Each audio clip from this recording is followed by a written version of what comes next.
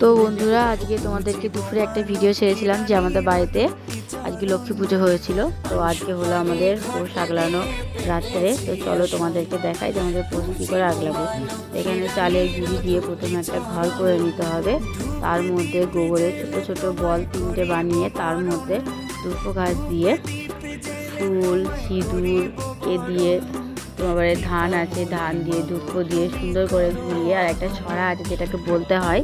তো আমি সেই ছড়াটা তোমাদের সঙ্গে অতটা একটু বড় হয়ে যাবে, তাহলে ভিডিওটা ওর জন্য আমি বললাম না, যতটা পারলাম তোমাদের সঙ্গে শর্টকাটে ভিডিওটা শেয়ার করলাম।